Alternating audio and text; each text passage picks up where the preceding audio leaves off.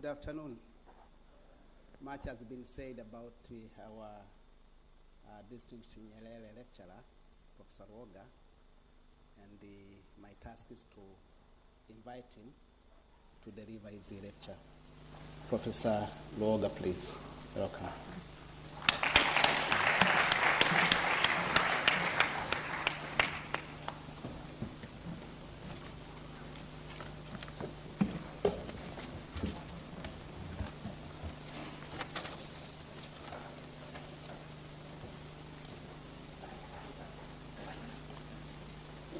Now, probably I need to start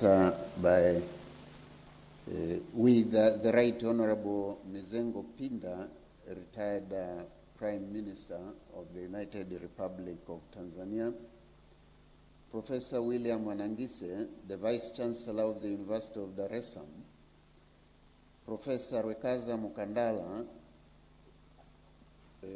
Mwalimu Nyerere Chair of Pan-African Studies, Dr. John Kalage, the co-chair of the 13th Mwalimu Nyerere Centennial Intellectual Festival, Professor Bonaventura Rutinwa, Deputy Vice Chancellor Academic, University of Dar es Salaam, Professor David Mfinanga, Deputy Vice Chancellor Administration, University of Dar es Salaam, Professor Benedetta Killian, Deputy Vice Chancellor, Research and Knowledge Exchange, University of Dar es Salaam, Dr. Saudini Mwakaje, Corporate Counsel and Secretary to Council, our spiritual leaders present, distinguished international scholars invited.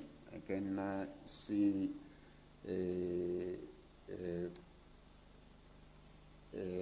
Professor Kimbo, despite being a colleague here long ago, I forgot you, but we met at Kingston, Ontario, Queen's University in 1987, I guess. Dr. Professor Ibo Mandaza, we lost a common friend, the young man Alex Magaisa, 2 days ago. And all our distinguished international scholars present, professors and members of the academia, students of the University of Dar es Salaam, members of the diplomatic corps, members from the media, invited guests, ladies and gentlemen, good afternoon. I feel humbled to be invited as the distinguished Mwalimu Nyerere lecturer for 2022. I guess I'm putting on very big shoes, but given the subject I have to address, that is financing of Africa development, context and future prospects, maybe I may share my humble experiences having spent some time with the Central Bank of Tanzania. My lecture will basically look at the Tanzanian experience, early post-independence years, Ujamaa and Self-Reliance, the period after economic liberalization, because this had very specific approaches to financing development, as well. I will look at the financial sector development and financing modalities, and I will examine the evolution of the financial sector and development financing during the previous periods, and we look at the emerging challenges and the opportunities in financing development as we keep on working towards our land of choice. And finally, I will conclude the talk. Now, by way of introduction, Africa, and specifically sub-Saharan Africa, is still facing serious development challenges. in sub-Saharan Africa, at least 40% of the population live below 1.9 US dollars a day. This according to recent World Bank studies. Of course, 2022 may be contestable, but those are the common statistics. Annual growth of gross domestic product averaged 3.3%, while population growth was 2.7% during that period, if you look at 1986 to 1920. Effective growth was 0.6%. This rate of growth is deficient to make significant transformation of livelihood of mass population. This, coupled with structural weaknesses in other parts, civil unrest, illicit financial flows, poor governance, and weak institutions affect access and quality of public goods and consequently welfare of the people. If you look at the statistics, the recent statistics from the World Bank Development Indicators and UNDP Human Development reports, you find that compared to the other region, life expectancy at best in sub-Saharan Africa is 61.6, while in East Asia and Pacific is 76.3, Latin America and Caribbean 75.6, Europe and Central Asia 78.2. Similarly, if you look at literacy rate of the adult population, as well as people aged from 15 and above, you find that in sub-Saharan Africa we stand at 65.2, while in East Asia and Pacific 95.8, Latin America and Caribbean 94.3, Europe and Central Asia is 98.3. Poverty head count, again you will see that in sub-Saharan Africa we are at 38.3, East Asia and Pacific 0.9, Latin America and Caribbean is 4.1, and Europe and Central Africa is 1.1. One of the means to enhance economic growth and achieving sustainable development is closing development financing gap. According to a study in 2020, Sub-Saharan Africa needs United States dollars 574 billion per year until 2030 to finance sustainable development goals. However, given the available revenue sources, tax as well as non-tax revenue, the financing gap is projected to be United States dollars 256 billion per year. And this will persist if we do not curb illicit financial flows. If we manage to curb illicit financial growth, this gap is expected to be reduced to United States dollars 10 billion a year from 256 billion. Relatedly, official development assistance, which has been the source of financing of sub-Saharan Africa development, has been declining, and the future is increasingly becoming uncertain. Historically, development financing in sub-Saharan Africa has evolved in response to changes in domestic policy, geopolitical interests, and the global development agenda. Despite a lot of socio-economic gains, these financing drivers have been characterized by inconsistency, conflicting priorities, conditionalities, financing lag, and insufficiency. Therefore, if Sub-Saharan Africa wants to make gigantic transformation, alternative financing is key going forward. Let's look at the Tanzanian experiences. In the late 1960s, in the last 60 years, Tanzania economically has undergone significant transformation in terms of size, composition, sophistication, and resilience to shocks. Currently, Tanzania real GDP is almost 20 times the 1960s level. The share of agriculture has reduced from a half of GDP to 1/3, while the share of the services sector has risen to more than 1/3 of GDP, and exports are more diversified in terms of products and destinations. Progress has also been observed in several socio-economic indicators like education, health, infrastructure. Now, if you look now at some selected indicators, you'll find that life expectancy at birth in 1961 was 43.9%. Today, it is 65.4%, according to 2019 statistics.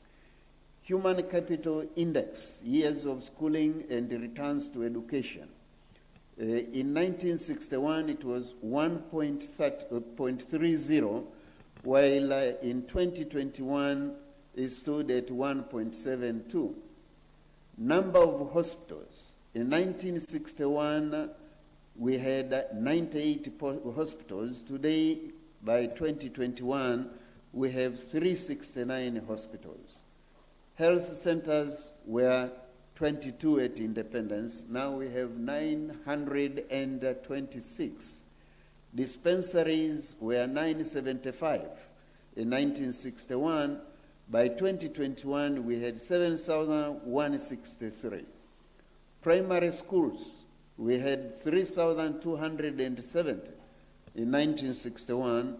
By 2021, we had 16,656. Secondary schools grew from 39 in 1961 to 4,002 in 2023. All these indicate that, like the rest of Sub-Saharan Africa, financing and delivery of these public goods has been shaped by domestic policies and external influences. The evolution of development financing in Tanzania can be discussed in the context of three phases. The first is the early post-independence years, 1961 to 1966. The second is during the Ujamaa and Self-Reliance period, 1967 to 1985. And the third is the post-liberalization period, post-economic liberalization period from 1986 to date. This is a long period of time, but it has its own hallmarks. Now, looking at the early post-independence years, the early years of independence were characterized by indigenization of administration while retaining the core of pre-independence economic policies that safeguard market economy. Private sector was relatively small compared to regional peers and aligned towards capital-intensive investments that thus playing insignificant role in economic development. This impacted the first half of implementation of the first 5-year development plan, 1964 to 1969. The plan assumed that almost half of total investments would come from private sector, but unfortunately it was not realized.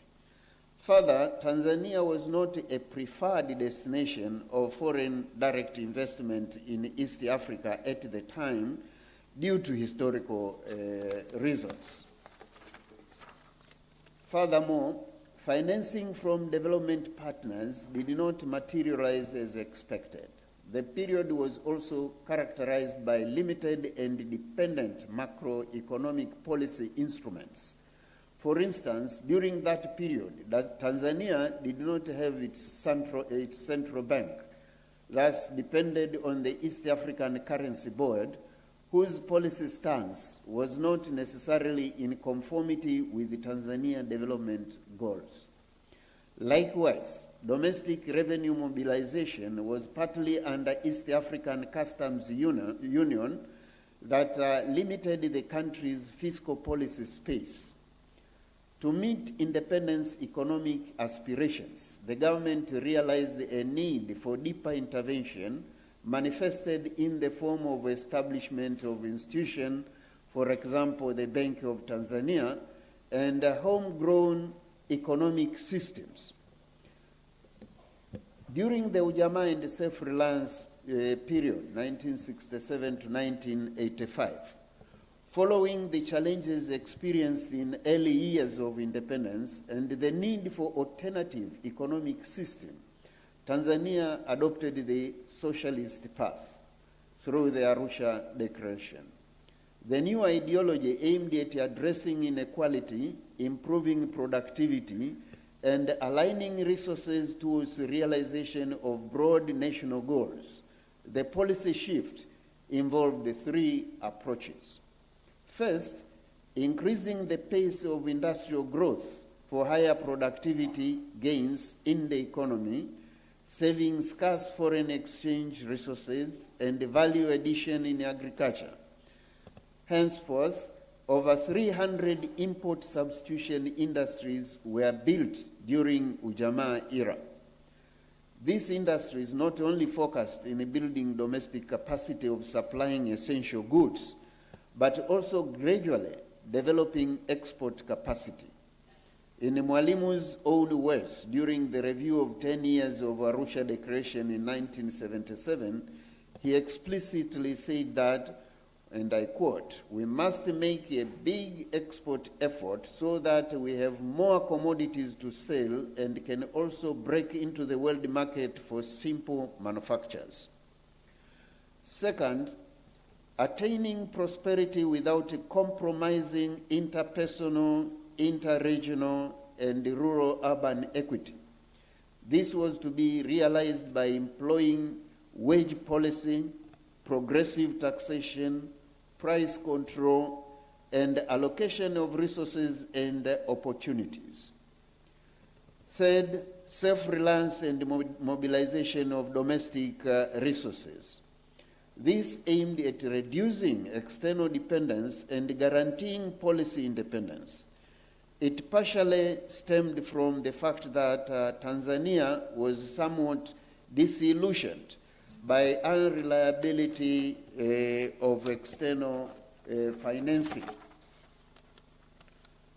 This went in tandem with the provision of education for self-reliance to impact the ideology down to the grassroots level and provide the population with the skills to increase productivity and master their environment.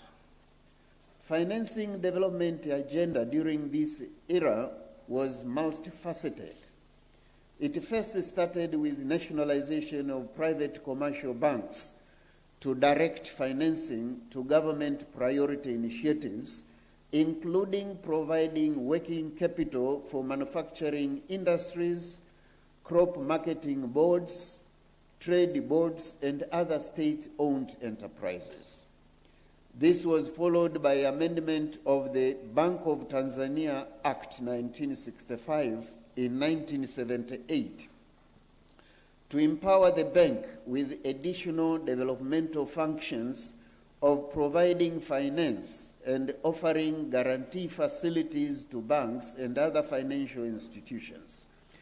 It is through this amendment that the Bank of Tanzania was able to directly influence financing for rural development.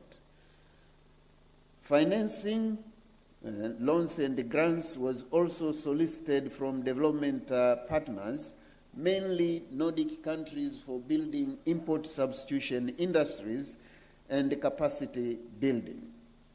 During this period, ODA inflow in Tanzania was remarkable. It grew quite rapidly until you find the years in 2000. In addition, community engagement in public projects like roads, health, and education facilities was prominent. All these measures were accompanied with cutting down spending on non-basic imported goods, including cars, TV sets, and finished textile products. The implementation of Ujamaa and the Self-Reliance ideology strengthened national unity, transformed the production structures of the time, and improved delivery of social services countrywide.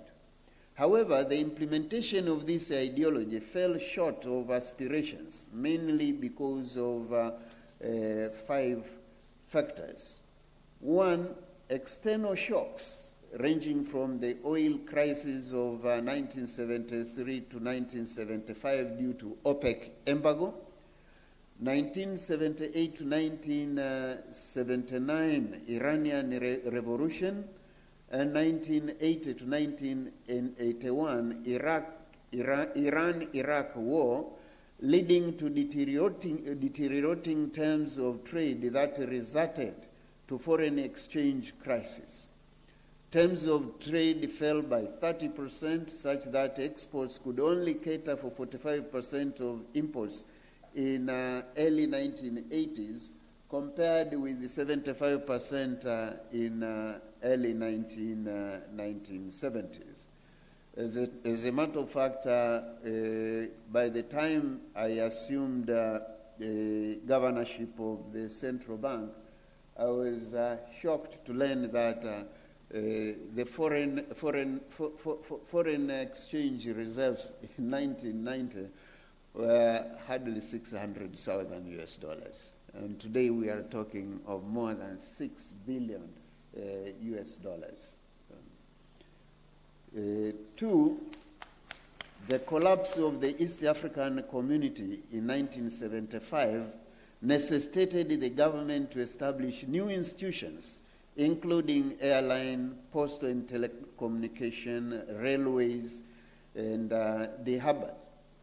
The collapse also affected tourism, as most tour operators were from Kenya. All these combined affected the balance of payments and increased the fiscal burden. 3, Tanzania-Uganda War, 1978 to 1979, which drew loss of resources estimated at $500 million US. 4, drought in 1973-74 and again in 1981-82, which increased the fiscal burden and negatively affected the balance of payments. And 5, inadequate setup of political and production institutions, leading to inefficiencies associated with weak corporate governance, misallocation of resources, and low capacity utilization, especially in manufacturing firms. This also increased the fiscal burden to the government. Policy responses to these challenges in the form of tighter controls, coupled with decreased support from development partners, somehow aggravated the economic distress. The government henceforth resorted to domestic financing, which contributed to increased inflationary pressures. Now, after that, we entered into the economic liberalization period. Following the economic challenges experienced in Ujamaa and the Self-Reliance era, shift to global development paradigm and changes in preferences of development partners, it was inevitable for Tanzania to adopt policies that favored market-based economy. This started with the adoption of structural adjustment programs, the SAPs, driven by the Bretton Woods institution, the World Bank and the International Monetary Fund.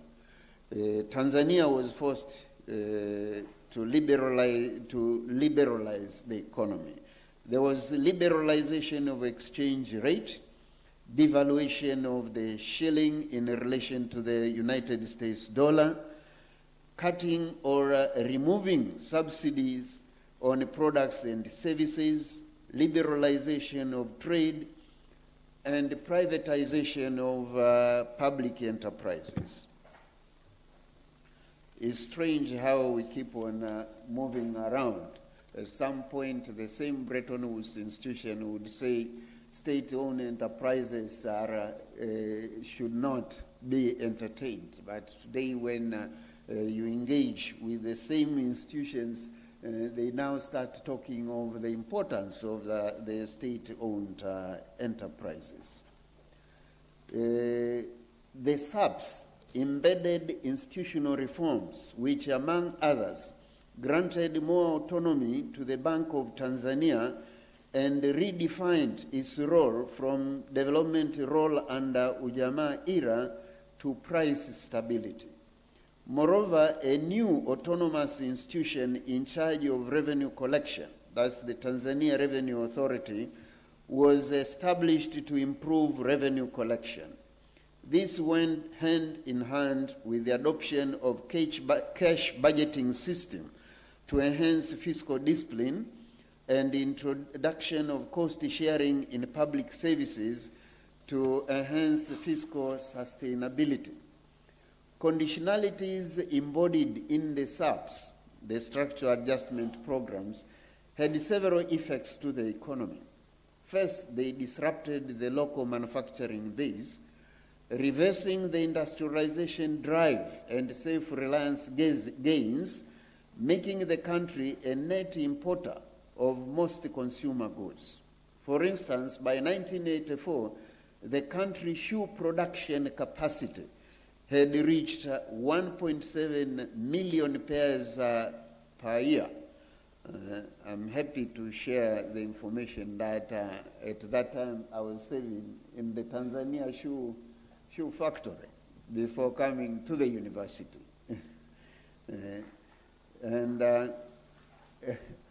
But by 2020, such capacity was only around 350,000 pairs a year, while imports ranged between 40 and 45 million pairs a year. Second, reduce the linkage between key economic activities, in particular agriculture and manufacturing. And third, reduce job creation in manufacturing activities due to stiff competition from cheap and low-quality imports. Although SAPs left the economy with a weak industrial base and vulnerable to external shocks, the programs managed to resolve immediate challenges that the country faced prior to 1985. As a result, there were improvements in a number of areas, including positive economic growth, averaging 6.4% between 2001 to 2019, price stability up to single-digit inflation, increased revenue collection, debt relief from highly indebted poor countries, HIPICs, and multilateral debt relief initiatives. Also, growth and stability of financial sector, increased inflows of foreign direct investments, and support from development partners. All these freed and increased the resources for financing the government budget. Now, in tandem, we had the financial sector development and financing modalities.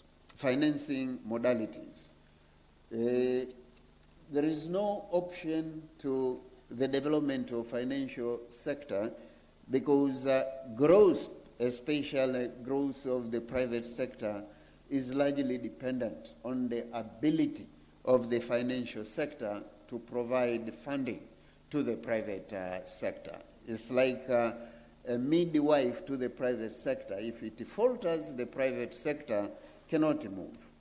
So financial sector development is key for fast economic development.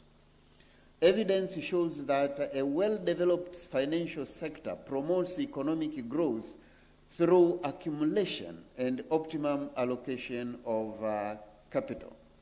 Financial sector development is important for growth of both private and public sectors. In this context, the following are the main questions for Tanzania.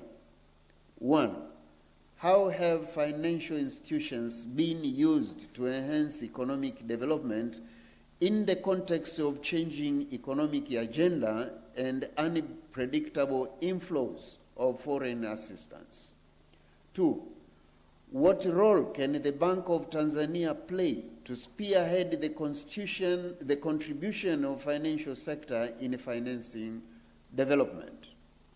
Therefore, this paper attempts to discuss the evolution of financial sector and financing modalities in the different economic regimes. It also points out achievements during the implementation of national development plans in the last decade, as well as challenges and opportunities for development financing. Finally, it proposes initiatives to enhance development financing in the future. Evolution of the financial sector development financing during Ujamaa era. Following the Arusha Declaration in 1965, all private commercial banks were nationalized and merged to establish the National Bank of Commerce, NBC, which was wholly owned by the government. This move was followed by establishment of non-bank and development financial institutions to address the need of long-term funds to finance various productive sectors in the economy, which were basically state-owned. This included the Tanzania Investment Bank, TIB, established in 1970 to provide development finance mainly for large-scale industries. Tanzania Rural Development Bank, TRDB, established in 1972 to provide financing to the rural sector. The Tanzania Housing Bank, THB, in 1972, which specialized in financing real estate development. Other established non-bank financial institutions included the National Insurance Corporation, pension funds, Postal Office Savings Bank. For the part of Zanzibar, the state-owned People's Bank of Zanzibar, established in 1966, continued to exist as a government banker and provided financing to state-owned enterprises. During this era, most of the banks and financial institutions were either wholly or partially owned by the government, and their managements were under government direct control. A huge chunk of lending from these institutions was directed to state-owned enterprises. Each financial institution was governed by its own statute, and the Bank of Tanzania had a limited supervisory role over the banking and financial system. Notably, the financial institutions were few, only 12 excluding the Bank of Tanzania. NBC accounted for 95% of the deposits mobilized by all financial institutions.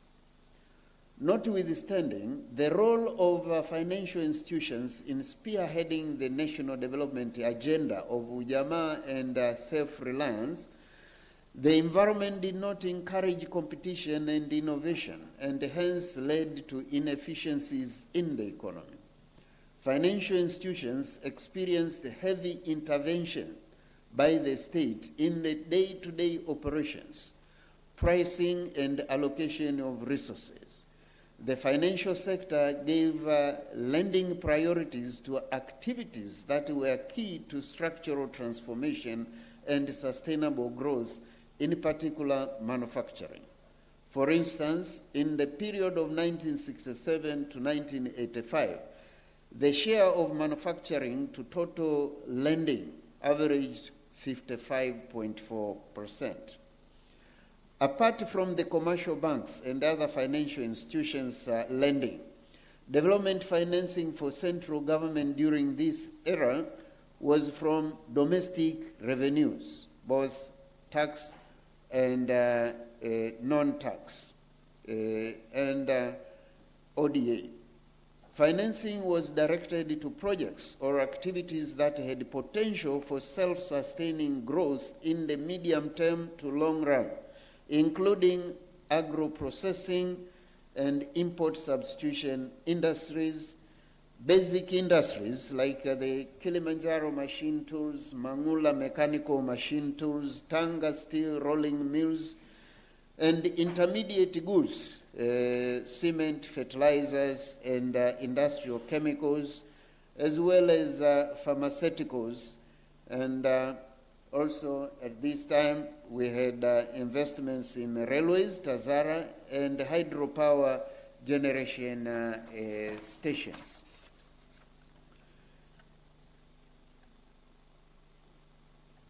Domestic vis-a-vis domestic finance vis-a-vis foreign finance were largely intertwined, although during a few years from 2000, you see an increased pace of foreign finance over domestic financing. But this trend slowly had to be reversed. Now, if we look at the evolution of financial sector and development financing during liberalization era, 1986 to date, financial sector and the implications. Following economic liberalization, various steps were taken to align financial sector with the changing economic paradigm. This resulted into reforms that led to review of laws, rules and regulations governing the sector. The new laws include the Bank of Tanzania Act 1995, which again was reviewed in 2006, Banking and Financial Institutions Act 1991, again reviewed in 2006, Foreign Exchange Act 1992, and the Capital Markets and Securities Act 1994. During these reforms, state-owned banks and financial institutions, including the NBC and CRDB, were restructured. New financial institutions entered the market, both domestic and foreign. Interest rates and exchange rates were market determined. Securities markets were introduced, and powers of the Bank of Tanzania in economic management and supervision of the banking industry were redefined and enhanced. In addition, Payment Systems Regulations and National Payment Systems Act 2015 enhanced the efficiency and safety of payment systems in the country, important for facilitating transactions and exchange in the economy. The notable achievements from economic and financial reforms include: 1, increased mobilization of gross domestic savings. According to a recent study in 2022, the ratio gross domestic savings to GDP in Tanzania has exhibited an upward trend, reaching 34% in 2020 from minus 0.56% in 1990.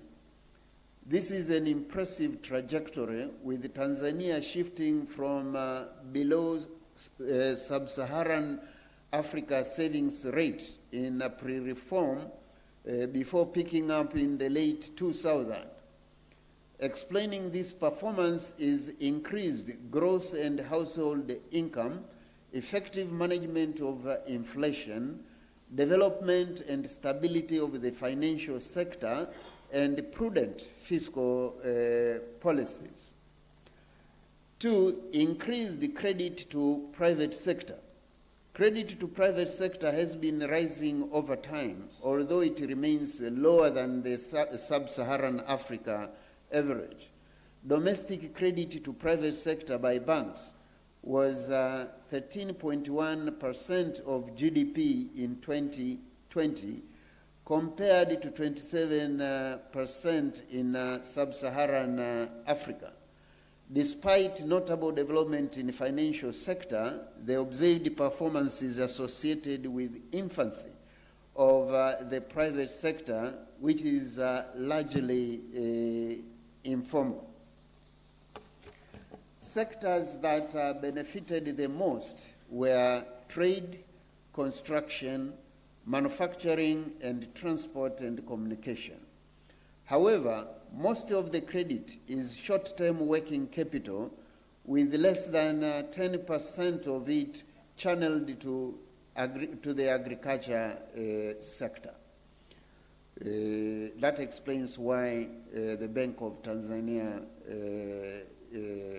adopted aggressive policies aimed at fast-pacing lending to the agricultural sector and the private sector.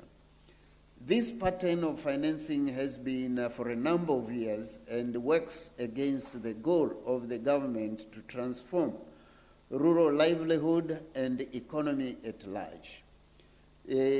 Recognizing this challenge, the government, in collaboration with the Bank of Tanzania, has undertaken various initiatives. These include establishment of SME Credit Guarantee Scheme in 2005, which has enabled some investment ventures, including those in the sugar industry, to expand production. Establishment of the Tanzania Agricultural Development Bank in 2012 to facilitate development and support transformation of the agriculture sector by providing short, medium, and long-term finance to agriculture projects that promotes economic growth, food security, and a reduction of income poverty.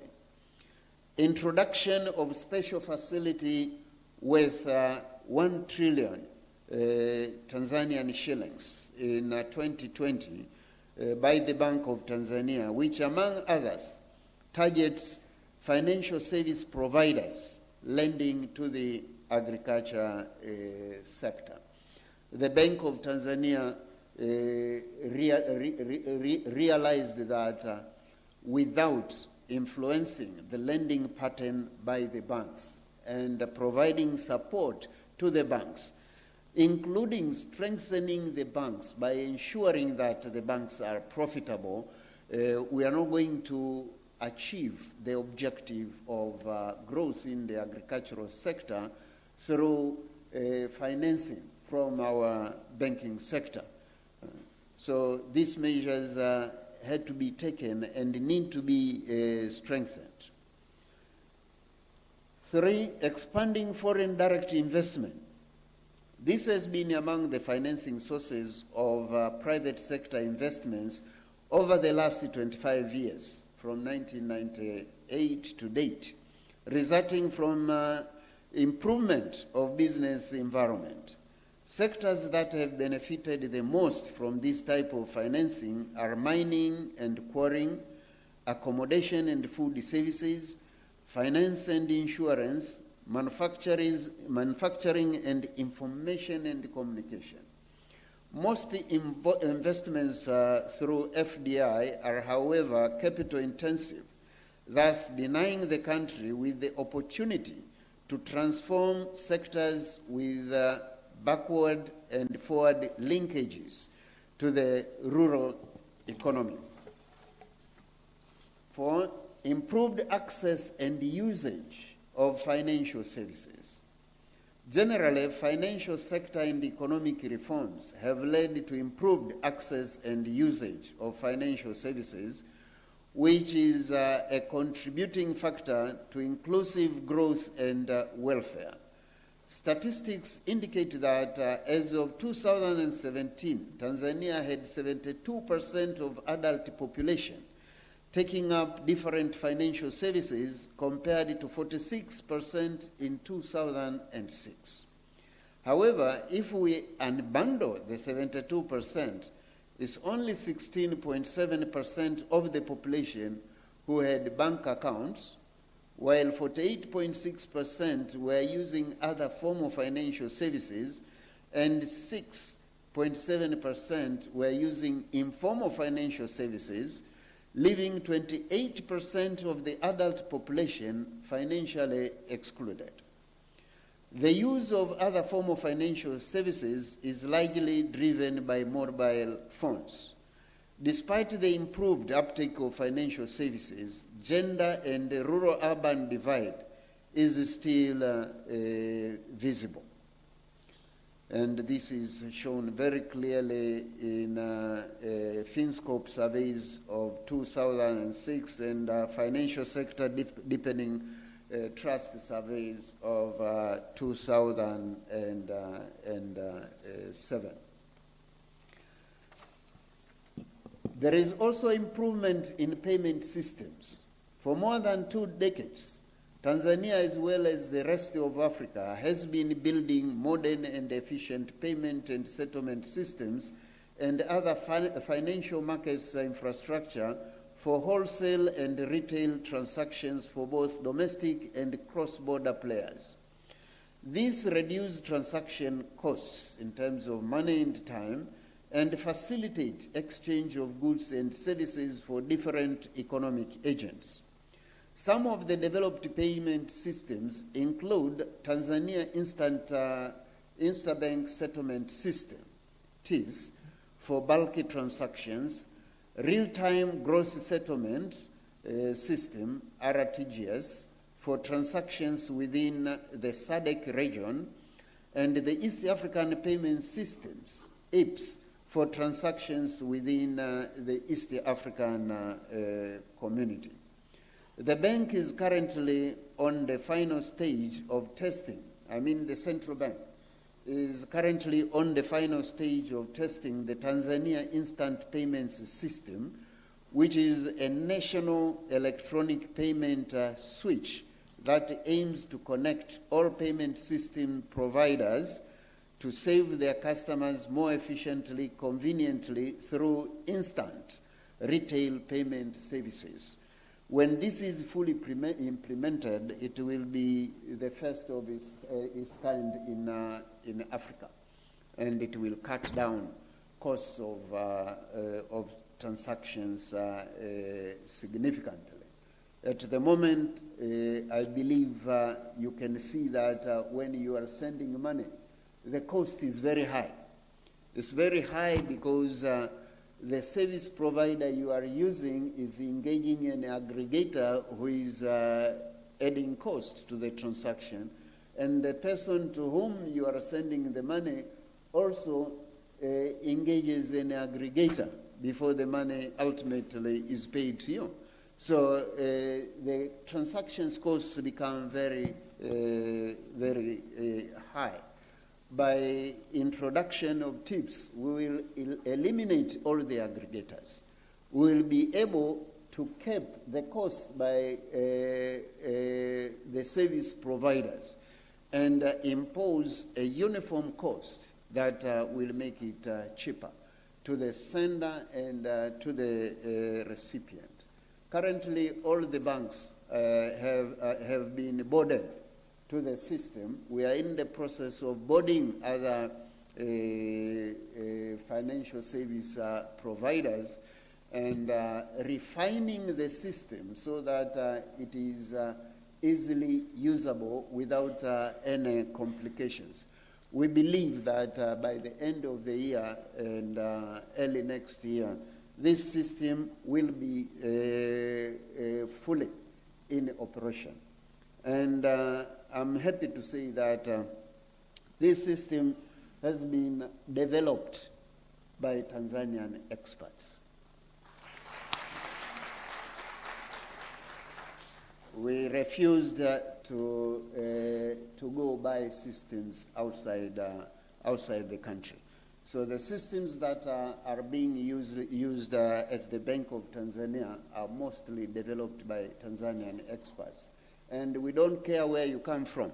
When we want to develop a system, we'll take you from wherever you are, lock you somewhere with a group to get you work until you bring the results.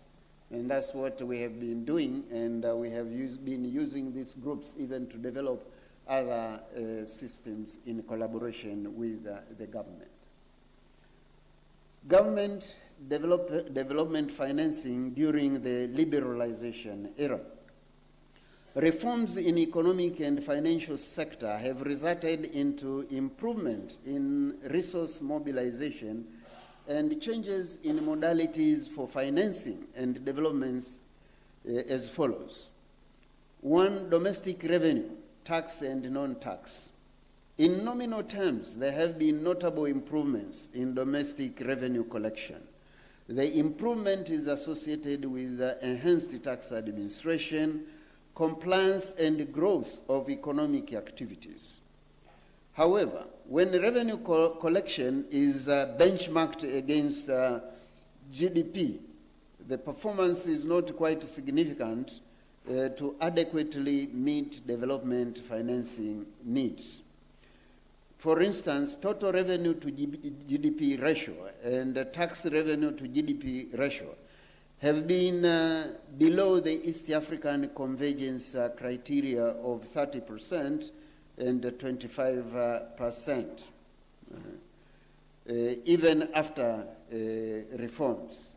This is triggered by a narrow tax base, illicit flows, and inefficiencies in public enterprises, which area expected to generate non-tax revenue.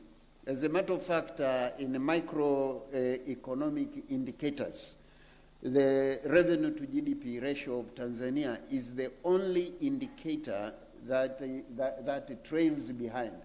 We are below almost all other countries in SADC and in EAC. It means when in all other microeconomic indicators we are high in the region, this particular indicator is low. It means we have to take measures to increase revenue collection. For instance, it does not really sound well in a country of close to 60 million people. Hardly 1.5 are within the taxpayers' base. We need to transform, at least get more than 10 million people within the taxpayers' base. It means we need to interrogate whether the taxes we have are the most suitable taxes.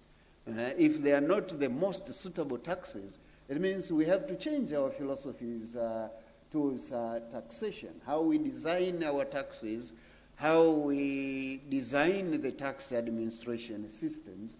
But this is not something which is impossible. It's something which is very possible. And I believe the recent team headed by Professor Samuel Wangwe is coming up with quite useful suggestions. But always, when it comes to tax matters, it needs courage by the government to implement tax reforms without derailing government programs. This is a challenge, but it's a challenge that cannot be escaped. It's a challenge that cannot be escaped. 2, official development assistance grants and concessional loans. Relatively, Tanzania received more official development assistance, ODAs, during reforms compared to the period before reforms. These resources played a critical role in financing development programs in various sectors, including infrastructure, transport and communication, health, education, water and sanitation. The inflow of ODA is, however, lagging behind the domestic plans, exhibiting volatility and downward trend from 2012. Further, Tanzania being classified as a low-middle income country limit access to concessional window, implying that ODA will continue to decline. So it means we must strengthen domestic revenue mobilization. And I must comment here that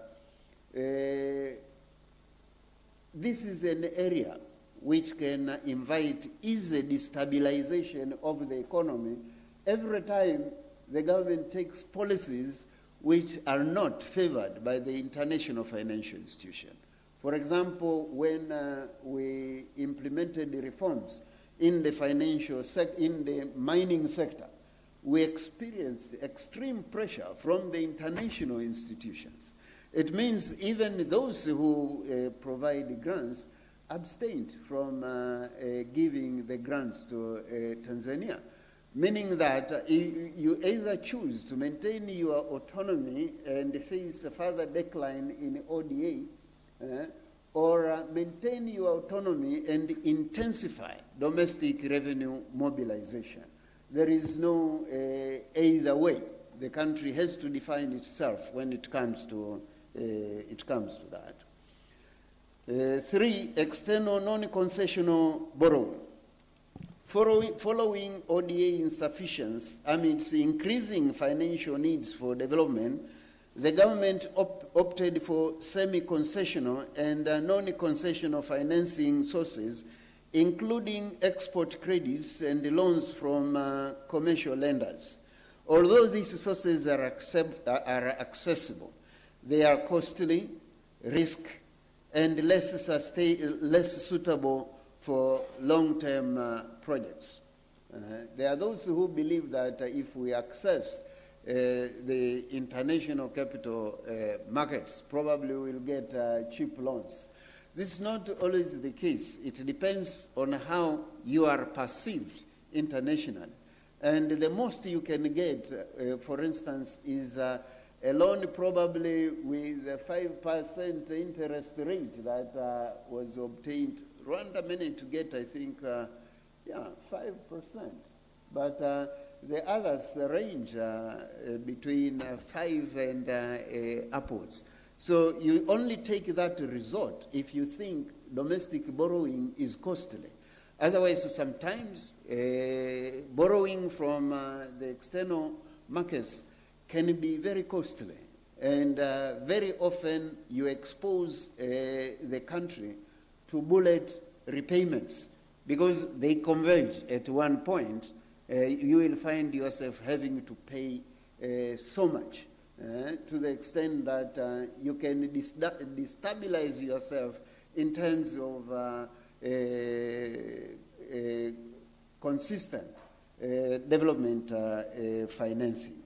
So this is an area which we have to go into with a lot of care, Of course, we have no option at the moment but to make sure that the country now has credit rating so that when it is necessary to go outside, at least we'll go outside when we are already rated. And that process is ongoing and soon to be finalized. Domestic borrowing. The government has been financing the budget deficit through domestic borrowing using various instruments, including treasury securities, the T-bills and T-bonds. Treasury bills market became operational in 1993, while treasury bonds were introduced subsequently.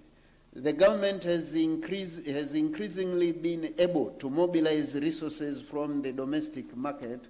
For instance, financing of budget deficit from domestic market was at the tune of 3.3 trillion in June 2021, from 725 million in June 2003. The figure has grown quite high.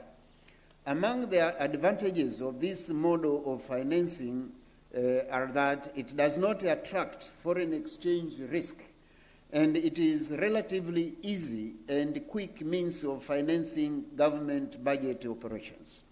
However, increased domestic financing is likely to crowd out domestic financing if not handled carefully. And definitely one of the easiest effect that you will see is that the bank's appetite to lend to the private sector immediately goes down, because it concentrates on lending to the government. So you cannot balance private sector growth as desired by your set objectives and the needs to meet government spending. So you see, from February 2002, you have the 5-year bond established. Then April 2002, you have the 2-year bond established. July 2002, the 7-year bond established. August 2002, the 10-year bond established. November 2013, the 15-year bond established. September 2018, the 20-year bond established. And in April last year, 2021, the 25-year bond established. And these have grown in popularity to such an extent that the government was finding itself, the borrowing was cheap, but still it meant that the government could go much lower, have a lower cost of borrowing. That's why you find the rates were again adjusted downwards recently. But also this was a tool to release resources to other modalities of financing instead of concentrating the attraction with the government. Key development financing achievements from 2010 to date. Building self-reliance is essentially an ideology that has hovered in all 6 phases of the government of the United Republic of Tanzania. Financial sector, coupled with other government policies and initiatives, have played a significant role in financing countries' development agenda, as I just highlighted. Since 2000, the country's development agenda has been guided by the Tanzania Development Vision 2025 that focuses in attaining a middle-income status with a high level of human development.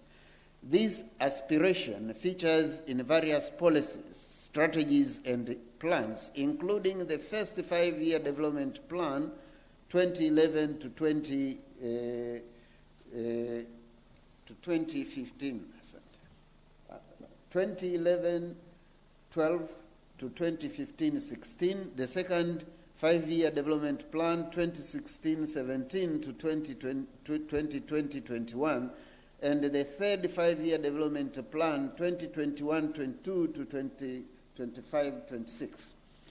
Ideally, these plans are considered to address some of the challenges that existed before their adoption. The plans have so far led to mainstreaming of priorities, adequate monitoring, evaluation and reporting, enhanced resource mobilization and utilization, aligned national priorities with sector strategies, and consistency of public expenditure with the national priorities.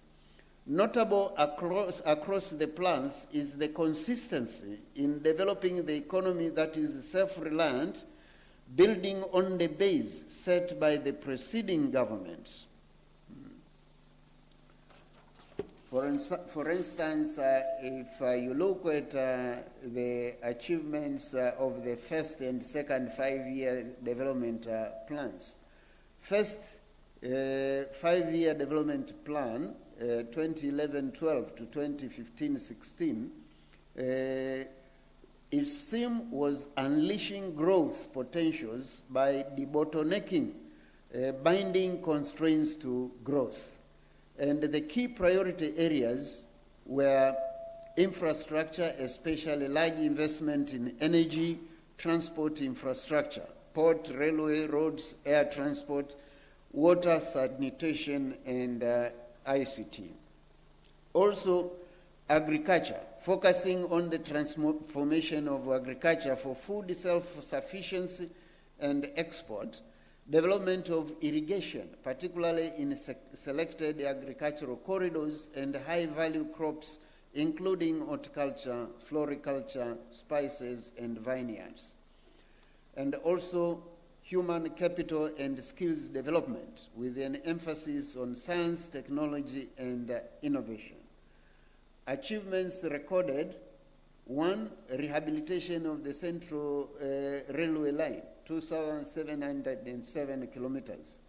2, construction and rehabilitation of 2,775 kilometers of paved roads. 3, upgrading the Dar es Salaam port by increasing cargo handling capacity from 9.9 million tons in 2011-12 to 14.6 million tons in 2014-15. 4, increase the electricity generation from 900 megawatts in 2020 to 1,246.24 megawatts in 2015.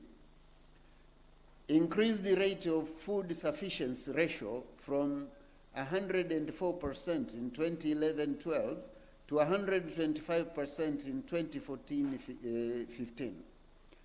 And strengthening provision of education, water, health, and nutrition services at all levels for urban and rural population. Almost all these are visible. Today you can say that you can move across Tanzania by taxi and within a very short time. During the second 5-year development plan, 2016-17 to 2020-21, the theme of nurturing industrialization for economic transformation and human development. Here you find the key priority areas being industrialization, taking advantage of the country's richness, comparative advantage, and geographical location advantages. I remember we were arguing with the international financial institutions when the government was saying we must produce, we must construct the Nyerere hydropower station. And they were saying, no, you have not done any feasibility study. You cannot have desired returns, and there are no means of you recouping what you are investing in.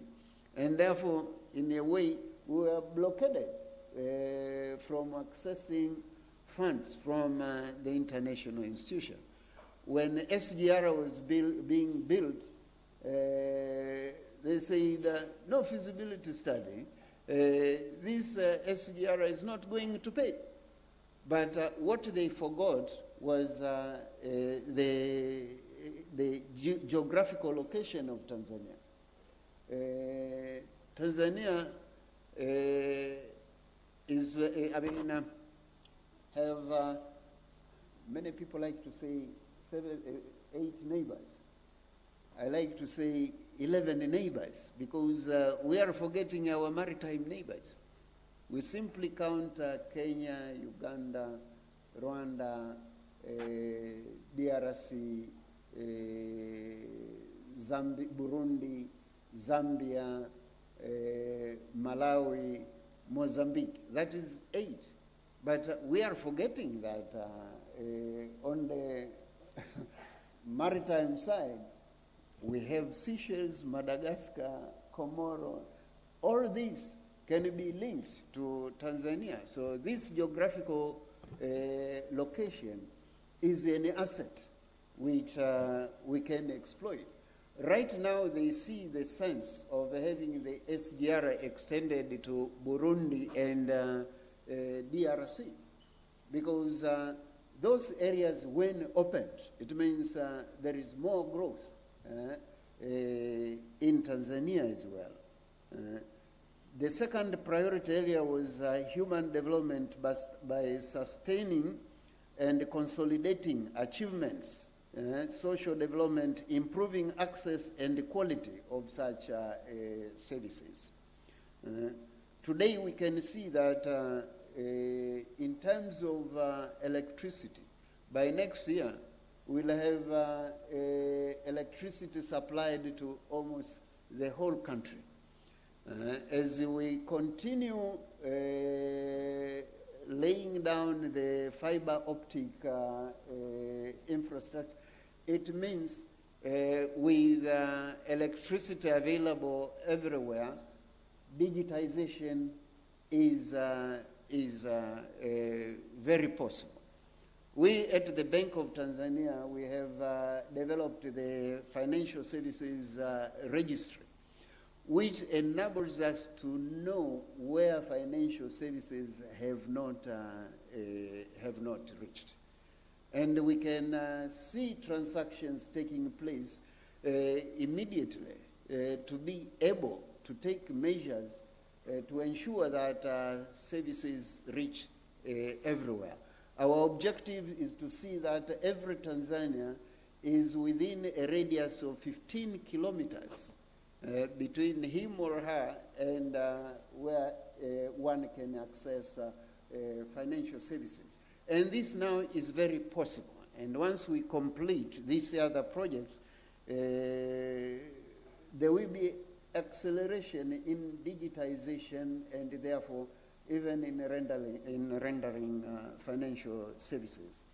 And we see as we put down the infrastructure, between 2011 to 2015, we have seen the establishment of about 201 large-scale industries. We have seen continued implementation of major flagship projects. These include the SGR, the Central Corridor Standard Gauge Railway, Julius Nyerere Hydropower Project, revamping of the Tanzania Airline Corporation.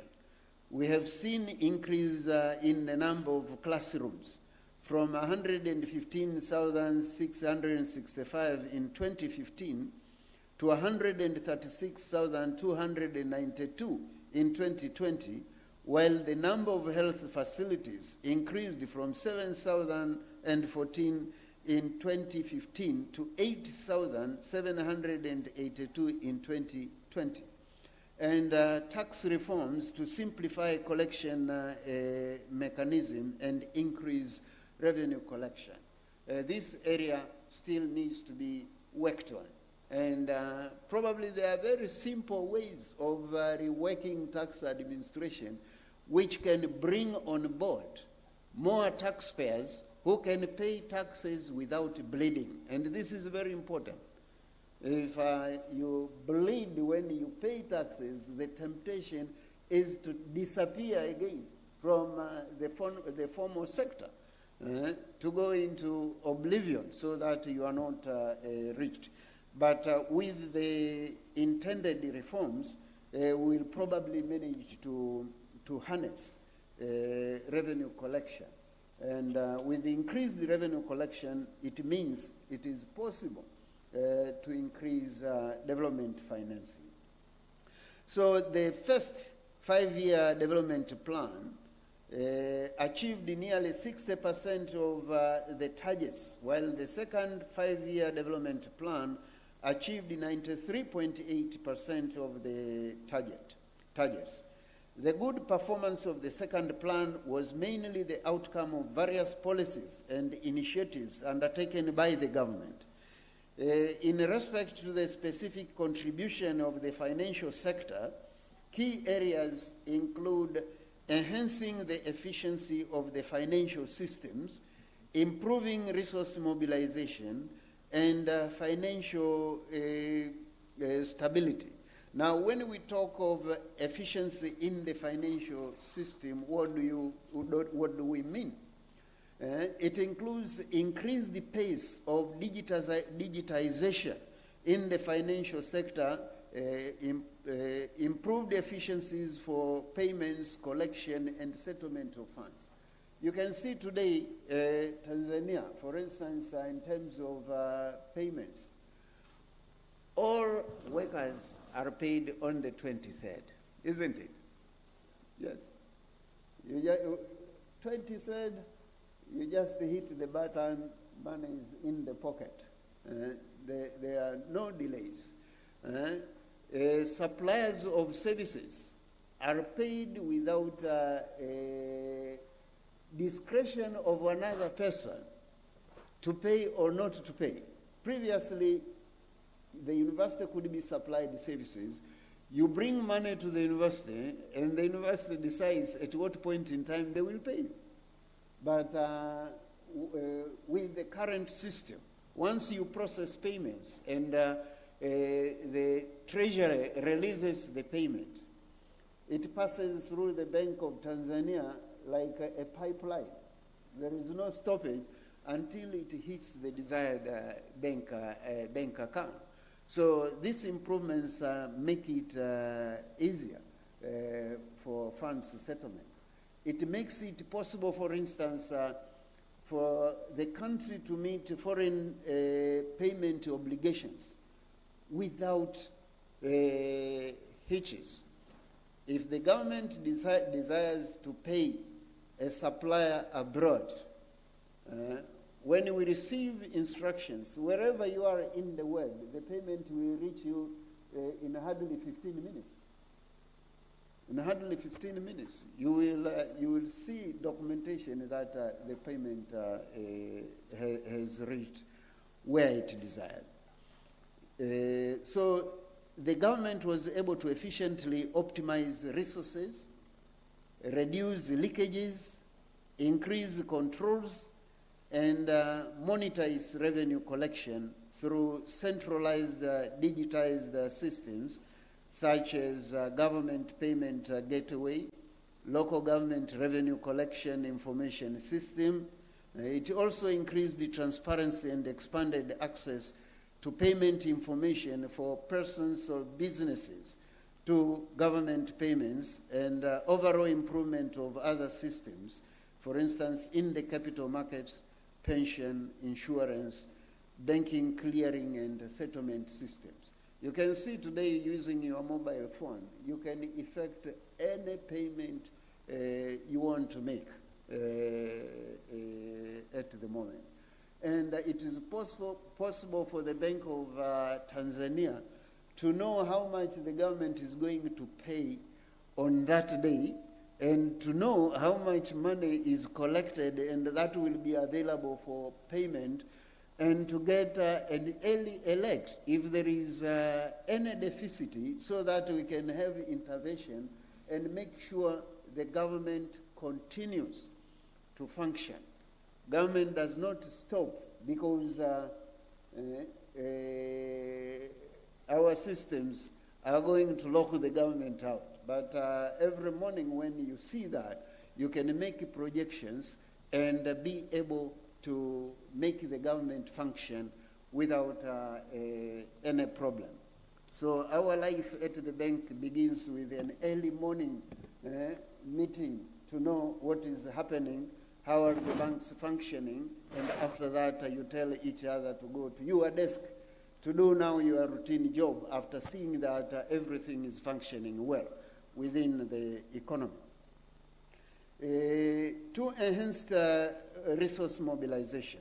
Mobilization of domestic resources went parallel with the review of the legal framework governing sectors with the potential to generate revenue, for instance, mining and tourism.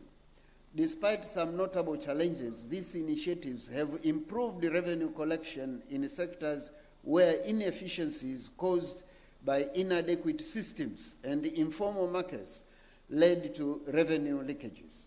These resources have played a significant role in financing development plans. Enhanced financial integrity and stability. The financial sector regulators continue to enhance the soundness and stability of the financial sector through working together under the auspices of the Tanzania Financial Stability Forum and adopting international best practices such as implementing the Basel III adoption roadmap, international accounting standards, and other international standards relevant for insurance, pension, and capital markets. Notable initiatives taken by the Bank of Tanzania towards this direction include consolidation of banks and adequate capitalization. We periodically review performances of the banks. We have small banks with one branch at Kariakoo, in which case these banks cannot have impact.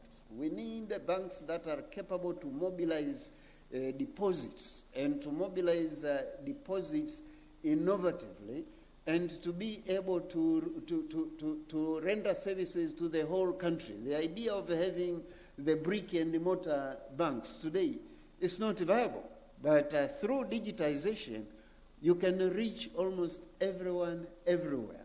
And it means with increased capacity to mobilize deposits, the banks become financially stable and more capable to lend to the private sector for development. So the bank and other financial sector regulators are continuing to improve the regulatory environment to address the shortcomings and challenges in enhancing the financial sector's role in economic development. We expect soon we will have the banks participating more effectively, for instance, in public projects. And we can see our banks now coming into syndication of finances to these public projects, the SGR and other projects. But they will be more effective when we make sure that they are sufficiently liquid and stable. They are sufficiently liquid and stable. And I can say that as the banks become more stable, even the foreign investors, you see, now turn to borrowing internally from the local banks to finance the growth of those enterprises. What does it mean? It means if we do not strengthen our banks, they will not have the qualification to do large-scale lending to the private sector. Unfortunately, we have very weak development banks like TIB, which we need to turn around so that it can do long-time lending, and this will make it more feasible to implement capital-intensive projects. Now, there are emerging challenges and opportunities in financing development. Innovative alternative ways of financing development in Africa is inevitable following inherent challenges and opportunities arising from structural dynamics, changing global economic order, social demographic setting, climate change, and technological developments. How African countries position themselves to cope with these developments can exacerbate the problems or create opportunities for amassing resources to spearhead development. Some of the emerging issues in Africa and the global context include the following. One, demographic changes. Africa's population is increasingly growing, projected to almost double to 2.48 billion in 2050 from 1.37 billion in 2021. A high proportion being the youth. For Tanzania, population is projected to be 129.4 million in 2050 from the estimated 59.7 million in 2021. This population growth exerts pressure on fiscal operations to cater for socio-economic needs, in particular health, education, energy, water, and sanitation. Adequate financing is therefore necessary to have quality population, to make the population an asset rather than a liability.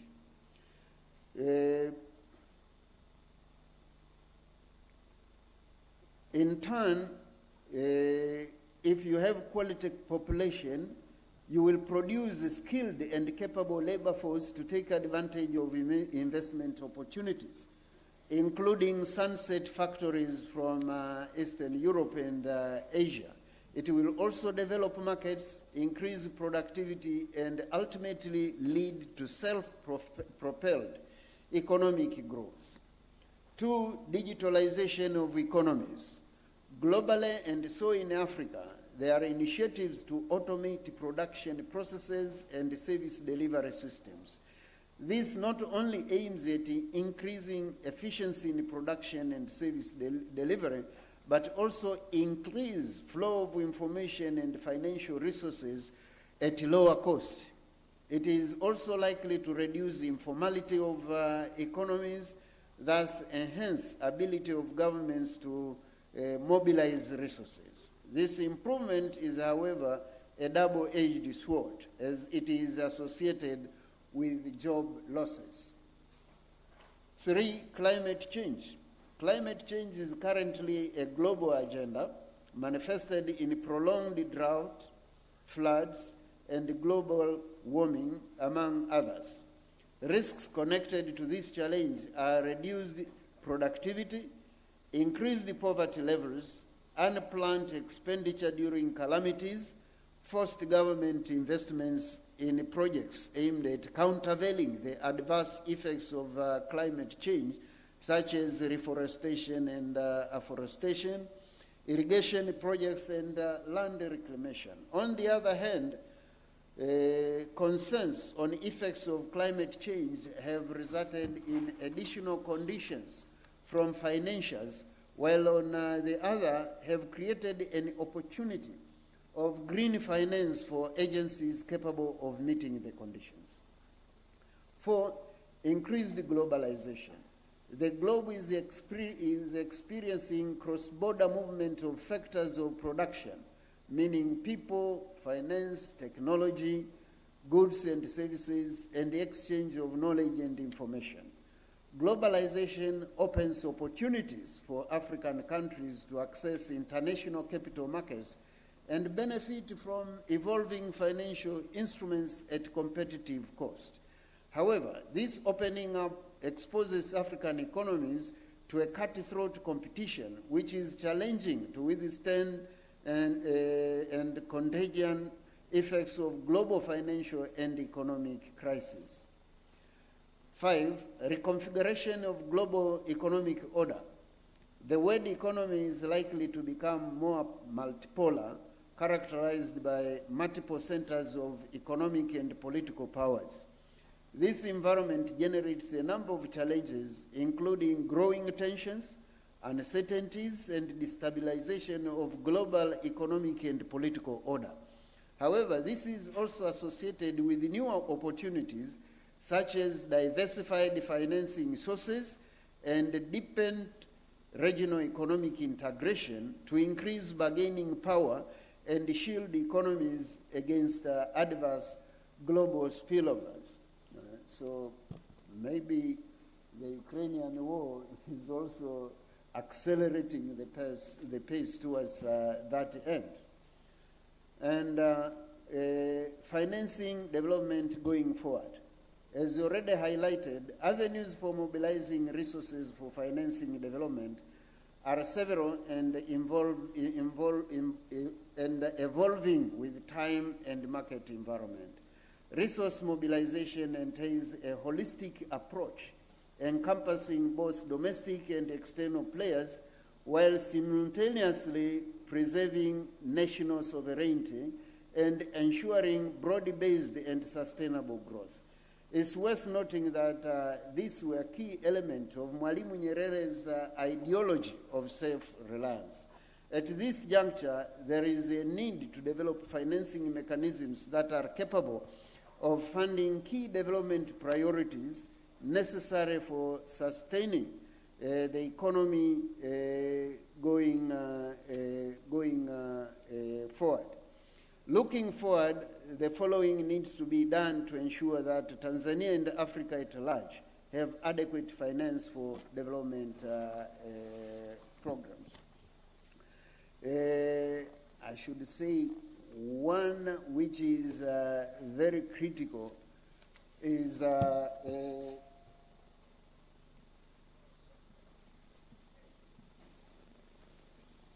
curbing the illicit flows. Curbing the illicit flows. As I said earlier, that is costing us a lot. If you can curb the illicit flows from 239 to 10, that's very significant. And we need to take measures to achieve this. And these measures, fortunately, are not measures that have to be taken all at once.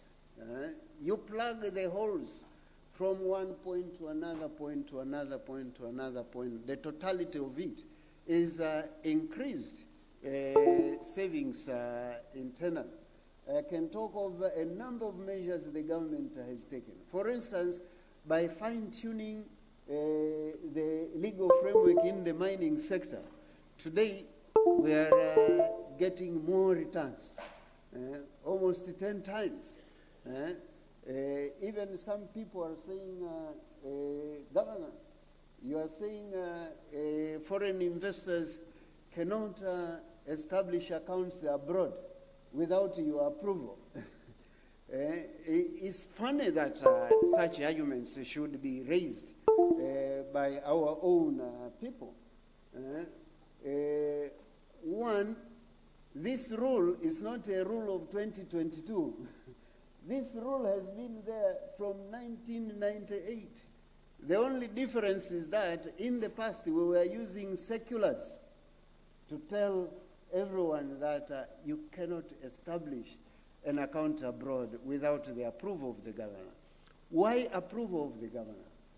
We want to know what you are doing with your account abroad, because these accounts abroad have been used to generate expenditure that very efficiently shift profits from enterprises in the country, erode the tax basis to go abroad. You see, in some cases, you find these investors generating expenses incurred in Latin America and allocating them to your country, in Tanzania. You need to build your foreign exchange stocks. You cannot depend on borrowings by the government to build the foreign exchange stocks. It means you must get your forex from your exports. What we are saying, we want to see you, once you export, in 14 days, the money is banked in Tanzania. Why? Our banks are given more strength, more ability, and they can lend with ease. Without this money, it means you have to find alternative money. Borrowing for lending is not the best thing at all. And you have to protect your earnings. You see, when you deal with the Anglo-American dollar, it is largely stationed in Kenya and South Africa. It means when you let everyone open these accounts abroad, you are generating forex here, which is going to build South African forex reserves, Kenyan forex reserves, UK forex reserves, and you don't have any advantage of having the money in Tanzania, which can build your reserves and can be used to further develop the country. So sometimes when you get these criticisms, you get surprised whether the person who is asking this is coming from outer space, you see. But these are obvious things that we at the central bank, we think should be immediately addressed in order to protect the economy and in order to make sure that capability increases as we export more. Two, we must promote domestic savings. Savings rates are rising in some African countries, but not enough to meet investment needs for the government and the private sector. High saving rates is likely to lower cost of credit. We know there are other factors which make credit quite expensive, but it's going down. It's going down with intermediation of the central bank and dialogue with the banking sector. But definitely is still high. And therefore, if the cost of credit is lower, the appetite to invest becomes higher, and which in turn generates more employment and government revenue. You can tell the experience from East Asia, Japan, China, South Korea, and Taiwan, that this was quite pivotal. But imparting the community with financial education from early ages could help change their consumption pattern and saving behavior. Microeconomic stability, that is price stability, financial system stability, and income growth is important in attaining desired results in this area. Further leveraging technology by making full utilization of fintech innovations would help pool savings from informal to the formal financial system. Though we like to use the term informal, my preference is to identify the excluded, because basically these have been excluded by our own legal frameworks and systems. They can feel huge. Through the process where the informal sector is integrated in the formal financial services sector by leveraging technology, is possible to broaden the basis from which to tap the resources. It's important to identify new tax sources, but new tax sources may not be readily available. So it needs to revisit our tax designs, our tax strategies, and all that. There are a lot of tax leakages that basically arise from inefficiencies in tax administration, especially when tax administration is so complex, so costly, that it induces people not only to be unwilling to pay, but to lose their identities as well. This becomes a big challenge unless we streamline things. Our tax revenues will still be inefficient. For instance, other leakages come from tax exemptions. Why do you need tax exemptions? We already have a lot of tax exemptions. I remember being asked that an investor saying, I will come to invest, but first guarantee me I will pay no taxes. What would be your response? Of course, the simplest response is, you are out of your mind. Because the government is going to spend on you. You will have the necessary infrastructure constructed by the government. You will have a security provided by the government.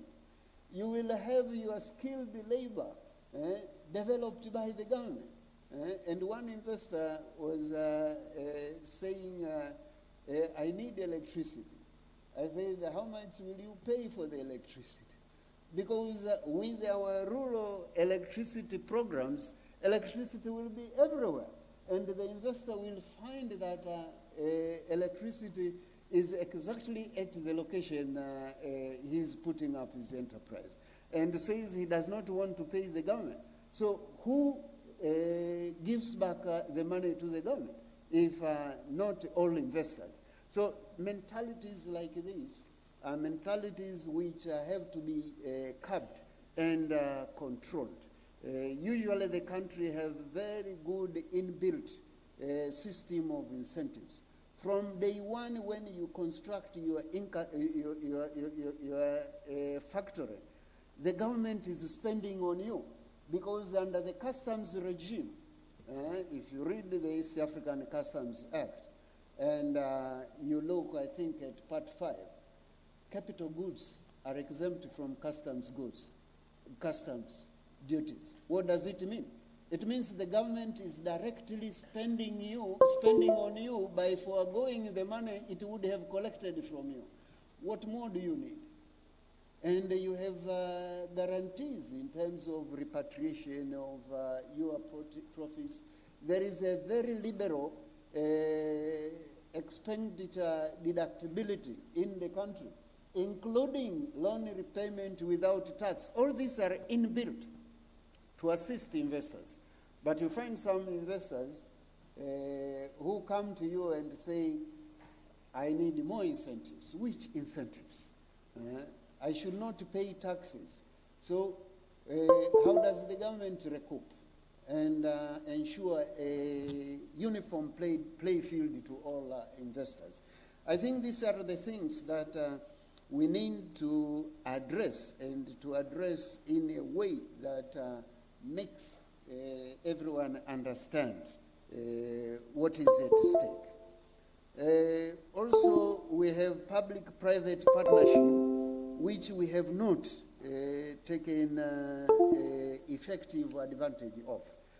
I know we still have to fine-tune our laws. There are certain investments which can be financed directly by the private sector, not the government, if we create an appropriate regime. For instance, the government cannot create the irrigation infrastructure all over the country. But with the right framework, the private sector can participate in the development of irrigation infrastructure in the country. It's a matter of identifying where should we go into partnership with the private sector, and what is needed to draw the private sector into a PPP arrangement with the government. These are open modalities of financing. And of course, further improvement of the business environment, so that more businesses come to Tanzania.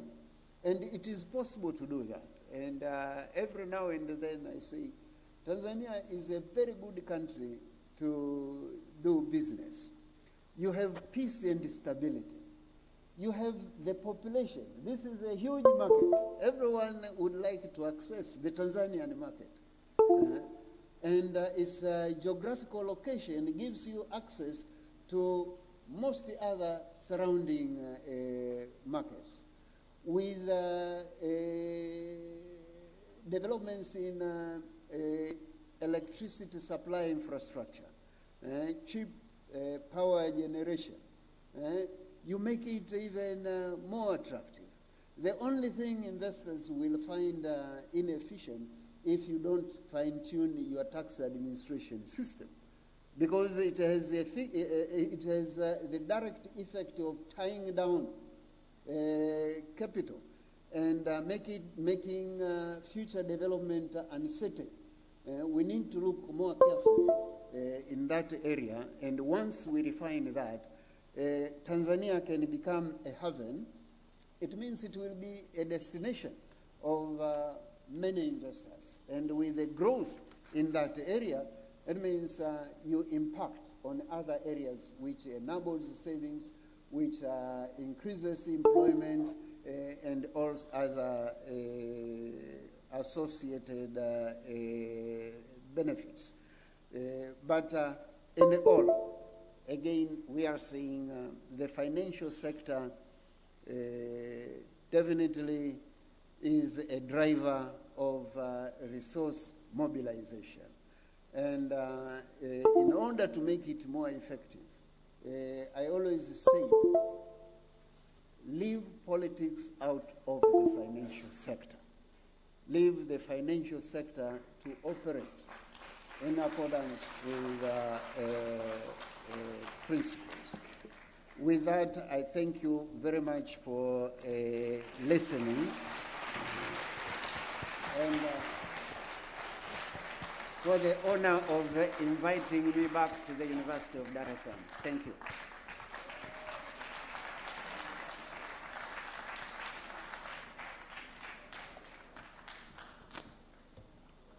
Thank you very much, our distinguished Nyerere lecturer and governor of Bank of Tanzania. And let's give him another hand of applause. Thank you very much. My name is Mona Mwakalinga, and I will take you through the rest of the afternoon. And at this particular moment, we're going to the session of discussion, and I would like to request Professor Mkandala to take us through, to lead us into the discussion. But I would also like to request that if we can reduce it from the half an hour that was there to 15 minutes, so that we are able to finish what we want to finish. It won't be at 4, but we want to finish everything that we plan to do today. So please, Professor Mkandala, karibu sana. Okay, thank you very much, Mona. Yes, unfortunately, Professor Loga cannot stay with us after lunch, so we couldn't postpone this session until after lunch. So we have got to, those who have questions, please ask the questions, be direct and to the point, be brief, and then you'll get the responses so we can have a conversation. So now I noticed there are lots of bankers here, so but Horace, Mike, Mike, later.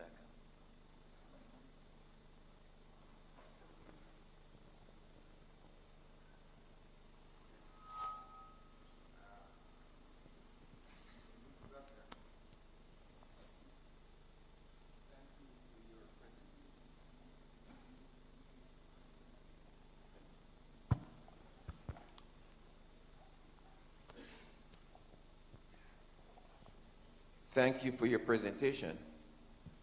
I wanted to hear from you the timetable for the East African currency and the African currency. It would seem to me that there's no future for the Tanzanian currency or the Tanzanian bank or the Tanzanian economy outside of an African currency, given the organization of the global economy. And I noticed you did not mention the African currency and the East African currency, and the fact that there is a timetable and whether they are are engagements for the convergence process. Because for many of the young people here, they may not know that 45 years ago there was an East African currency. So we would like to hear that. Okay, thank you, Horace. Yes, please. Pale.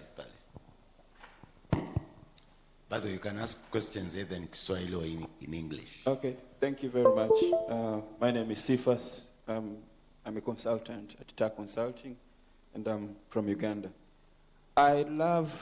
My focus is on the role of foreign investors to boost, African development in a futuristic world. And I love the fact that you alluded earlier to actually them coming here.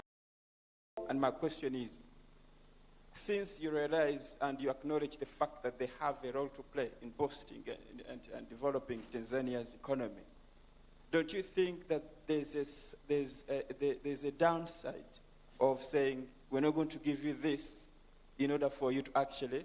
So my point is, isn't there any legal framework in place or enabling environment to say, okay, we can discuss in order for you to come and do business here? Because at the end of the day, they're a factor in the development of the country. Thank you so much. Thank you. Okay.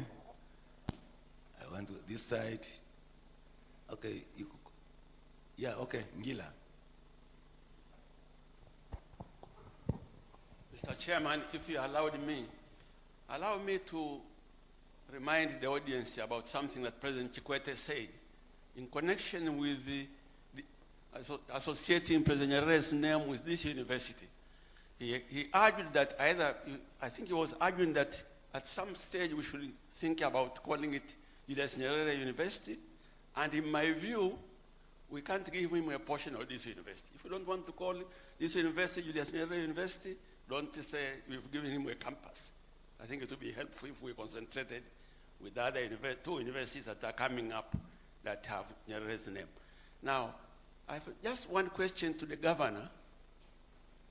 Tanzania is borrowing extensively from foreign banks, Chinese banks, and handing over the money back to companies from that country to do infrastructure development in areas that local contractors, local firms could do, particularly if they were brought together.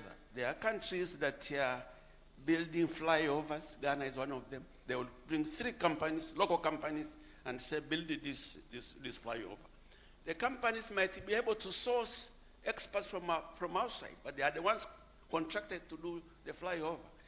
And I would think also that we could prioritize investments where local firms are able to engage. For example, instead of privatizing flyovers for Dar Es Salaam, you could privatize the building of roads. It will tackle congestion the way flyovers are tackling congestion.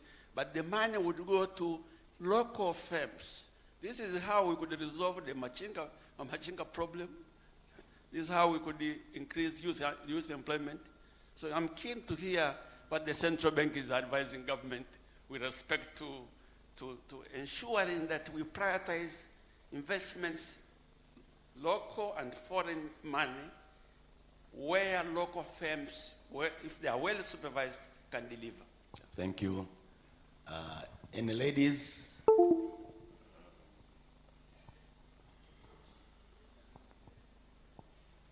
Okay, yes, please.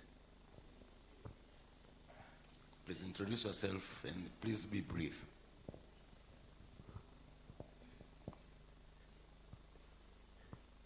Yeah, my name is David Daud Mwejojeri from CCK, Chama cha Kijamii, CCK in short. Yeah, my question is about a speech of our former president, beloved Jakaya Mrisho Kikwete. I was really listening carefully, but what what I'm still feeling sorry is about the songs that is still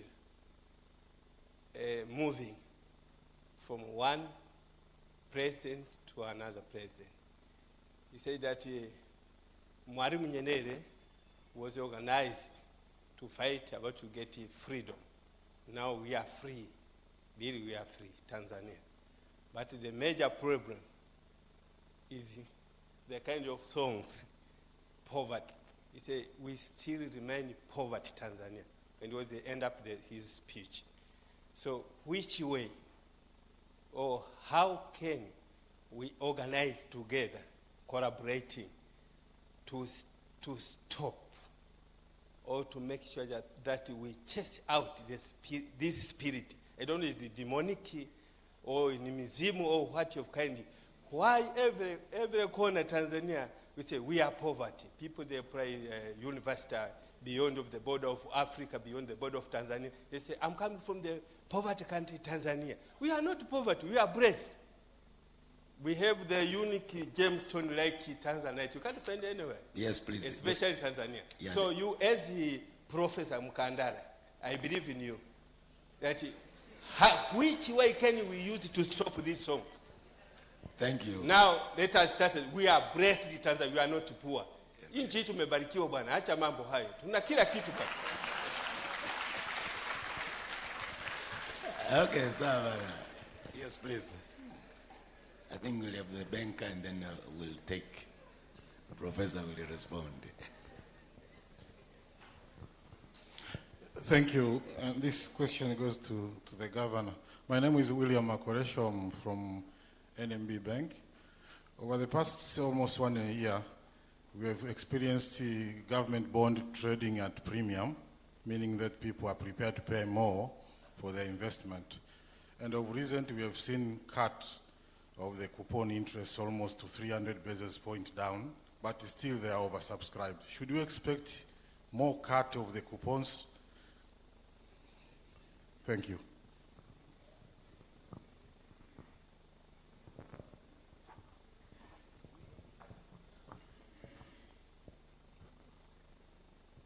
Thank you for the very good questions. Professor Kimball, the program to the East African currencies there. And there were convergence preconditions. We are all given a convergence criteria to comply with. We are not doing badly towards that. Right now, decision, the law on the East African Central Bank was already passed. What we expect during the next summit is for the leaders to say where the East African Monetary Institute will be and projections for creation of the East African Central Bank. All of us did submit our bids, and the bids have already been evaluated.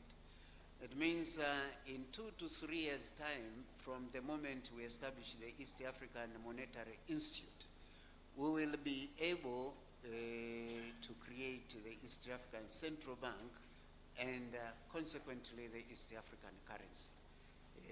That is on a very steady move. So the contemplation is that.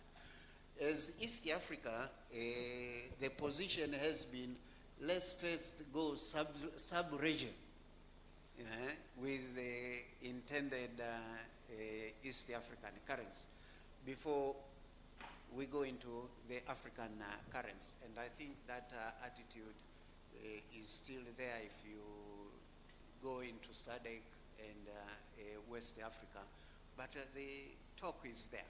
So with East Africa, now it's just a matter of time. And foreign investors, you say the CFAs from Uganda. Foreign investors, you cannot really avoid them. there are opportunities for investment. Now, it only depends on how you deal with foreign investors. You see, in the past, we had foreign investors who don't want to go into dialogue. They simply come and give you a take or leave position. They tell you that I have money which I'm going to invest here. I want A, B, C, D. What is needed is a change of mindset. There is no foreign investor who has money to invest. There are a few. For instance, when you talk of Rio Tinto in the mining sector and all that, these are investors with the capability to finance a project directly. Or when you talk of Shell, for instance, with the current super profits being made, they are able to invest directly. Most other investors depend on your assets in order to raise money. It means when an investor comes to you and tells you, I have the money, we have experimented with the mining sector. We said, you don't have the money. We have the gold here. Let's sit down and agree on how we can proceed to exploit the gold and share equitably. Because when it comes to finance, it's not the foreign investor who is financing. It's the enterprise in Tanzania through the asset that is enabling debt financing of the project. Now, if you don't have any good negotiation capacity, it means they will simply ride over you. But we have learned that we sit down with these investors, we negotiate, we agree that, okay, I may not access loan financing from Japan. You know, today the Japanese banks have no borrowers. There is no interest rate. But how do they lend directly to Tanzania? They would like their own nationals to create enterprises and borrow and come to invest in Tanzania. It means the foreign partner sitting down with you, establishing a joint company, then he can bring in the money by borrowing, but it will be paid by the enterprise itself. Then you agree on what should be the split. For instance, one of the benefits directly attributable to the government is how much should be the tax take by the government. So you may agree that, okay, with this kind of enterprise, the government will share through corporate taxes. But given of the operations, probably the government should forego direct tax by the local government. Instead, you use another mechanism. You can create the regime, and this has proved to be attractive to the investors. I can say in all the negotiations I have done so far, there is no investor who has been demanding these irresponsible tax incentives. So it's just a matter of adopting a policy and the modalities of getting into partnership with the foreign investor. Mm-hmm. We have managed with Barrick. We managed with other investors, including Williamson Diamond. We are going into the same arrangement with all other investors. I can tell you that these investors come here knowing your regime. So they don't come here again with these demands. So it's very possible to deal with the foreign investor. And they like, because you have the resources here. So the other question was, why do you borrow from foreign banks and you award contracts to the foreign contractors? Now, this is just a question of understanding the politics of borrowing and lending. A Japanese will not give you, a Japanese bank will never give you money if you will send that money to a Chinese enterprise. Period. You want money from Japan, you have to lie down with the Japanese company. It means if you want to have money which you are free to use, you'll have to use the commercial lenders, which is very expensive. But if you are undertaking a serious project, accept to get money from China and to give it to the Chinese. Sometimes they have already made the arrangements that they will channel the money through the company, and there is nothing you can do on that front. How to deal with the poverty from CCK, David. This is what we are fighting with. And if you look at the example of our resources, like Tanzanite can only be obtained from Tanzania. But if you do not have the right regime, Jaipur is supplying more than 50% of the Tanzanite. Jaipur in India is supplying more than 50% of the Tanzanite from Tanzania to the world market. We are supplying less than 15%. Kenya is supplying close to 17%. What does it tell you? It tells you that there is something wrong in the way you are managing your resources. If these resources can be managed well, it is possible to move money from the mining sector to unlock the agricultural sector, and therefore have more impact to poverty eradication. It's just a matter of strategies and political willingness. If you lack that and you cannot strategize, definitely poverty cannot go away like that. Banker, you are asking me a question which I cannot answer. I cannot do that prediction. My client is the government. It's only the government that can do that contemplation. So I will avoid answering your question.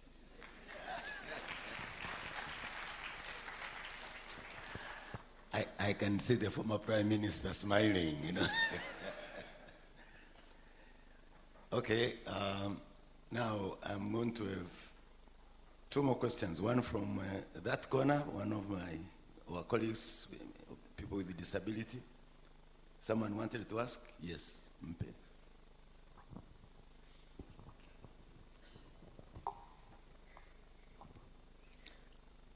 My name is Justa A. Sanga. I'm a student in bachelor degree in early childhood education. I have got a question. I would like to know that in East Africa, most of the countries got independence almost nearby. Especially we Tanzanian got 1961.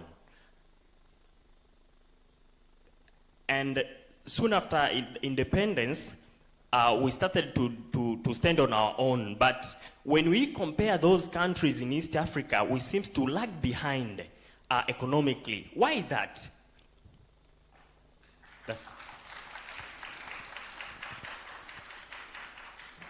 Thank you.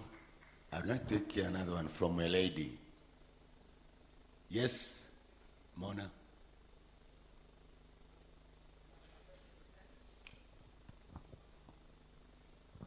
Thank you. I just have one question.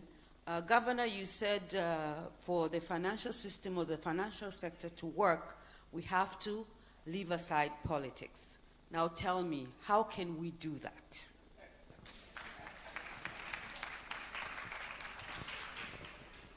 Any other lady? Mpe yule kijana kule. Mike, mpe huyo hapa. Unapeleka wapi? Huyo ni mwanamama huyo. Basi mpe huyo kijana hapa mwenye shati jeupe.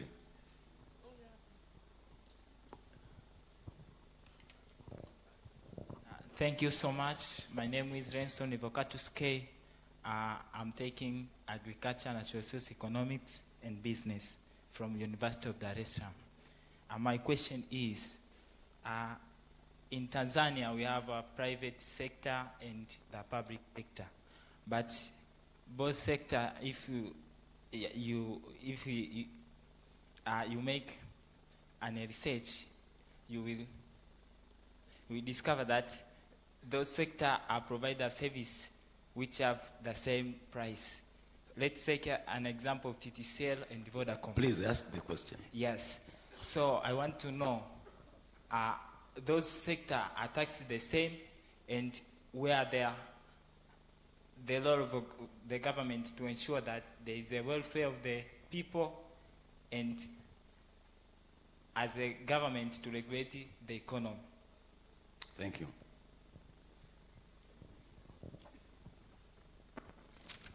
Thank you. Why is Tanzania lagging behind? I don't know if that is well supported by statistics, but definitely Tanzania, in terms of other indicators, probably is lagging behind. In other indicators, Tanzania is quite far ahead, but still, you can see between Tanzania and Kenya, Kenya had a better base, industrial base, because of the investments that were in Kenya. And we have to catch up, and probably things might change in the future depending on how we are managing our economies. But we started on a different pace.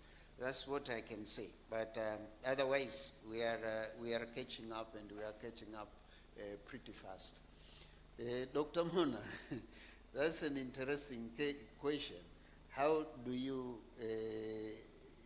leave aside politics? Yes, a central bank and a financial sector that is prescribed terms based on political consideration cannot work. That's why the central bank has to maintain autonomy. And that autonomy, the government has been respecting very well, because sometimes we have to make decisions which, if we were to consult politically, we wouldn't be permitted to make those decisions. And we know the decisions sometimes may entail political costs to politicians, but they are necessary because that's the only way you can safeguard the economy. For instance, when we made the decision to close bureau de change, do you think we would have had the support to close the bureau de change? Impossible. Impossible. But we had to do it and praise the government. And when the government saw what was the benefit, the government endorsed that. The government at this point in time would like to see all the banks are lowering interest rates. Given the political, the need for the government to see that the interest rates go low, it could even be enticed to say, okay, do interest rate capping. Kenya did that, because there was the political push to do that. But they turned around. We have so many measures which we have to take, and which, if we allow politics to prevail, we cannot implement. What always we do is not to surprise the government. What we do is simply to whisper to the government, I'm going to do this. Is the cost too high? Will you be able to cope up with this so that you do not affect other programs by the government? But you will have to develop all these policies. That's why monetary policy is purely made by the central bank. We do not need authority of the government to implement monetary policy.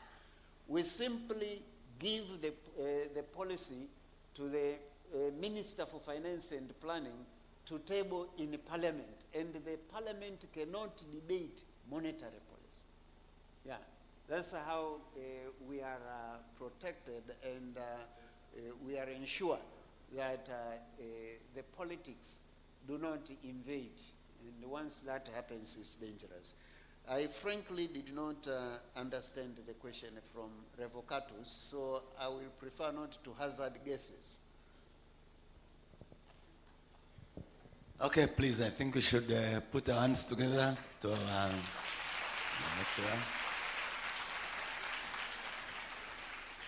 And Mona, please. Okay, again, thank you very much, Governor, BOT, and distinguished Nyerere lecturer. I think we've learned quite a lot. And at this particular moment, we've been sitting for quite a long time, and it's time for lunch. And for all of us who are here, lunch shall be served. And I would hope it's 10 to 4. I would wish if we can use half an hour so that the next panel presentation can take place. That will be greatly appreciated. And I do hope that those who are here, we have a blue card with us, and there's also a coupon. For those with the blue card, in the back here, there will be ushers taking you to the lunch place.